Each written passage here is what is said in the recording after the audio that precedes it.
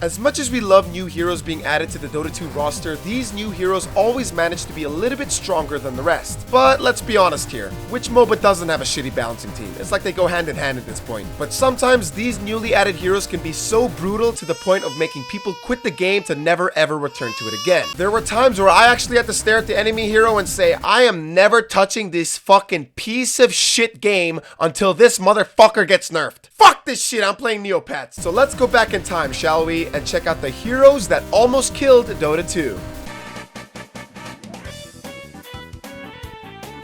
Very few people know about this one, either because it was early in the Dota 2 beta or because he was so fucking overpowered that he made almost everybody quit. Now, I laugh hard when I see people complaining about Centaur nowadays. He pushes towers too fast. He's so tanky. He does too much damage. Yeah. Alright, listen, you little bitch. First of all, this isn't even fucking Centaur anymore, alright? This is like his little brother with autism. The last Centaur was an absolute fucking unit. They should have just remodeled him into a fucking tank. That's right, a literal tank. Running down the lanes as if he owned the fucking place and killed everything that moved. This was a dark time for Dota 2 players, and most would agree that this was the very start for more bad things to come. And we were right. After being one of the most nerfed heroes in Dota 2 history, Earth Spirit is still a pretty solid support hero to this day. But what some people don't realize is that this face used to be the face that resembled cancer.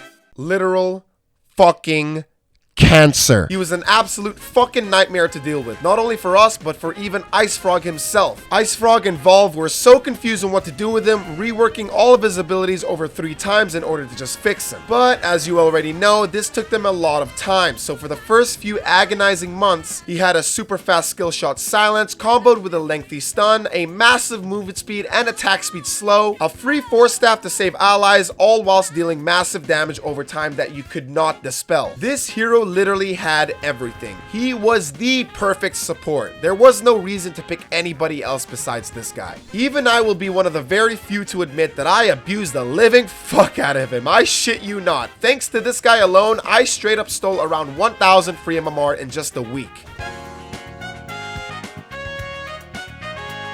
Now, okay, hold on. This is real talk. I know that I should be making jokes and we should all be laughing together and everything. Like, this is a comedy Dota 2 channel, but can we just all take a moment and come together to say, what the fuck were they thinking when they made this guy? Like, no.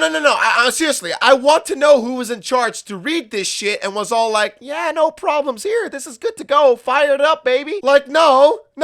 Did you read that part, you fuck? Read it again. Infinite regen with mangoes and solves not 1, but 2 gold exploits and a fucking double that keeps items that should be dropping on death? That's right, Gem and Divine Rapier, that's his to keep forever. Have fun trying to take them, shithead. And killing the real Arc Warden during late game is like getting a good team in solo rank. It's just fucking impossible. Because as soon as you got your 3rd Divine Rapier, all you had to do was sit at your fountain, spam doubles, and rat the enemy base. No, dude, he's playing from here still.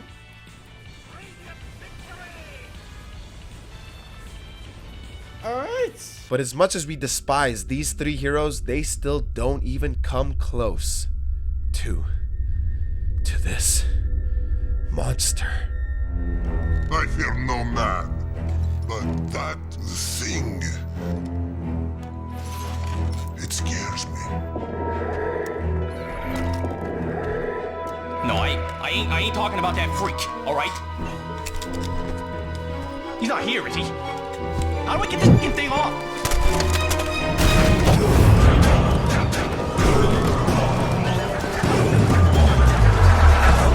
King.